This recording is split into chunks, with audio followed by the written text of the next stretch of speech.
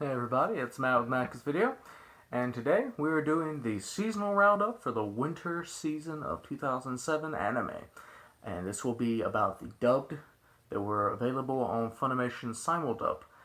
Now, this is the second recording of this video, like I normally do, because my camera likes to act silly. So, granted, the original was 20 minutes long, so hopefully I'll be able to refine it down a little bit for your viewing pleasure. So, let's get into it. This is going to be a kind of a top 5 type countdown, sort of. I'll be giving you short descriptions of my top 5 of the winter season, along with some honorable mentions that I think you should watch, even though they didn't make it onto my list. And I'll give you reasons why you should watch all of them, and what you might not like from them. So, let's get into it. First up, number 1 on the list. That's right, I go up then down, because why not? Start with the best, work your way down. My favorite of the season was Interviews with Monster Girls. And Interviews with Monster Girls, I did not expect it to be my favorite. I thought it was going to be a cute anime from the beginning, but I didn't expect it to do what it did. And what I mean by that is it tackled a lot of serious issues of discrimination and what it means to fit in and why do you want to fit in and what it means to be comfortable in your own skin.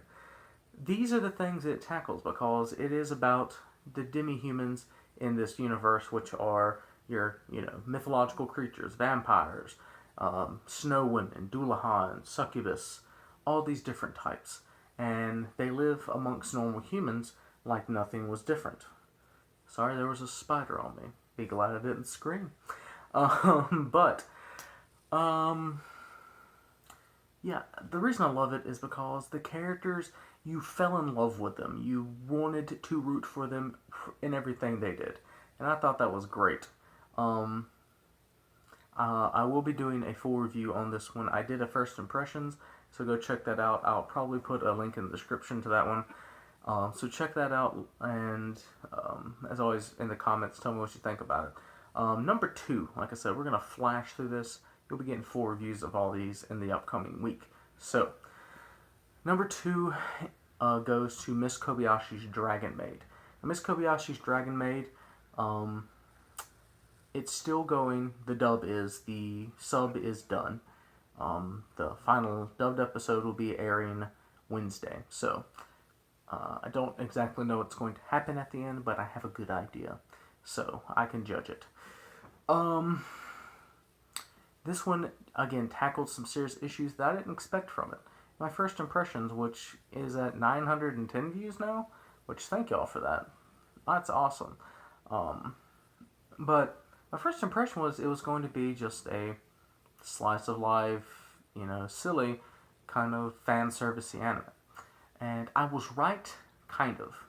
I mean, it does have its fan service, it does have its slice of life, but the thing it did well was it really built characters. And it did for, I feel, I could be wrong, it did for lesbian relationships in anime what Yuri on Ice did for gay relationships in anime. It gave something to, base off of. Because this was a healthy relationship in this anime. And I really did appreciate that. I mean, most of the time it's shoved in your face. So I really appreciate it being subtle and, like nothing's different, kind of. So I did appreciate that. Whether or not you're for or against, homosexual relationships, I try not to bring my personal beliefs into this, so do what you do with it. So if you're against that, don't watch it. If you're for it, go ahead. So, yeah. That's Miss Kobayashi's Dragon Maid. Again, full review coming up. Check out my first impressions. And on to number 3. Number 3, will go to Akibus Trip. Or Akibus Strip. Whichever one you want to say. I know, kind of left it up to you, I guess, to decide. But, this is about a group of otaku protecting Akihabara, which is the anime shopping district. Well, technically not an anime shopping district, but it is a shopping district in Japan. and it caters to the otaku lifestyle. So I can appreciate that, and I'm sure anybody watching this video can as well. So, and it did a lot of great things, and the music was good. All three of the ones we've done so far were fantastic. I've listened to them all on repeat. This one did something interesting though with their music, and that was that at the ending theme was a different song each time, and they kind of highlighted the artist doing that song. So it was kind of fun. I liked that. I thought that was interesting. And there's actually an English dubbing of the opening that's really good. Look it up. I won't link it because I do not have permission from the artist to do so. So go check it out though. Type in Akihabara opening theme English, and it'll surely pop up. So yeah, that's number 3. Again, full. That's the only one I don't have a first impressions of that we've gone through so far. So full review coming up, and it's going to be probably a long one because there's a lot to talk about there. Number, what we had, 4? Yeah, number 4 is going to go to... See, this one was a hard one because there's about 4 other anime that I loved in this season, so it was very hard to pick one in particular to put at the 4 slot. Because I only got 2 slots left, but I had to give it to Saga of Tanya the Evil. And the reason I give it to Saga of Tanya the Evil because it was a military anime that I liked, and that's hard to find for me. I mean, I have nothing against military anime. It's usually pretty well done, but it bogs down a lot. It is all about pew pew pew, gotta kill them all. But this one, it did that, yes, but it also drew you in as to what's gonna happen next, and you really looked forward to each week's new episode. And from the looks of it, we're gonna get a season 2 out of it, and that is thrilling in my opinion. I am really looking forward to that. Which the only ones that I think are getting a new season out of the ones I've seen are Interviews with Monster Girls, maybe. I mean, it kind of ended in an end, but it could open up to something else. But this one, I really feel like there's going to be a season 2, and I really hope so. It's from Studio Nut, and this is the first thing I've seen them do. So I really hope that this one did well enough to warrant a second season, because I'm really looking forward to more of it. And if you like metal, well, the opening themes are right up your alley. But yeah, so that's that. Number 5 was tough for me to choose, but it has to go probably to Fuka. And the reason it's so low on the list, because this was originally my favorite of the season. I thought this was going to do fantastically, and it kind of left me wanting more. So it's good, but not good enough to warrant me wanting more of it.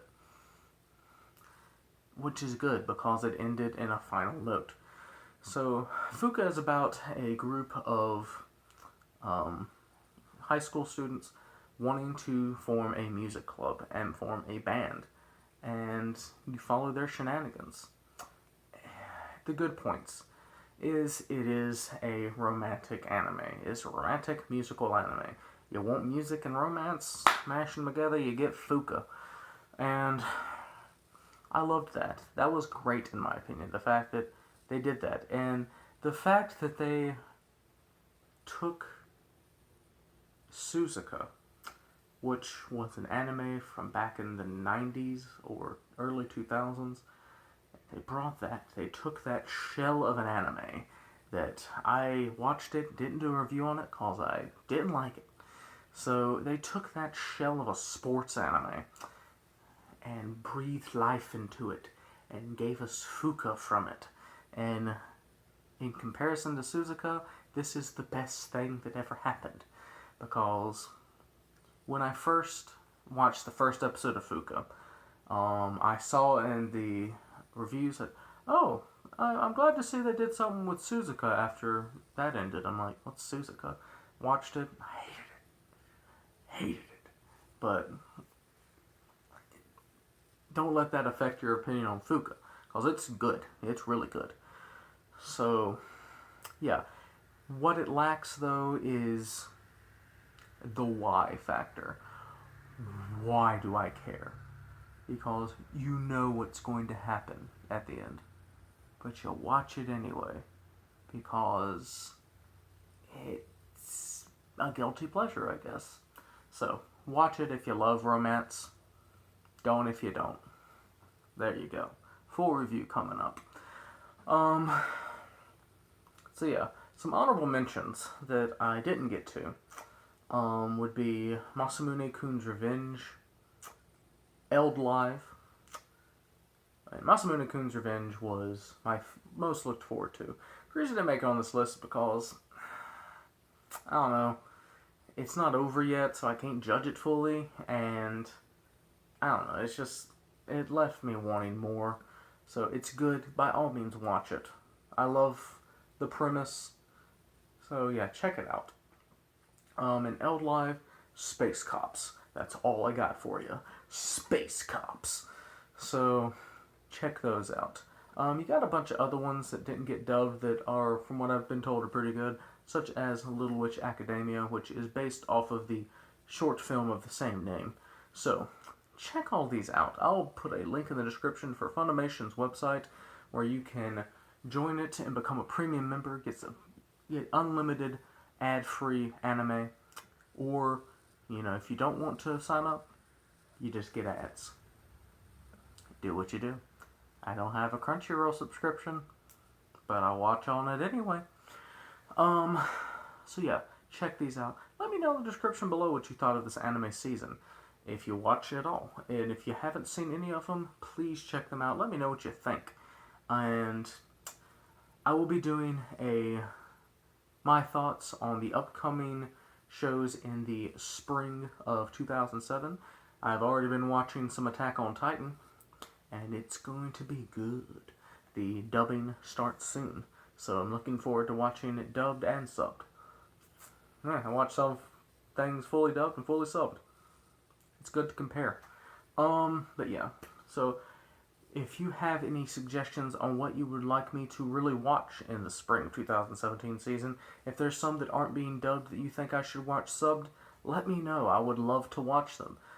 I just didn't this season because I was like, there's a lot of dubbed stuff coming, and I don't think I got the time to keep up with all of it. So, check it out. Put those suggestions down there. And as always, I love all of you, and I'll see you in the next video.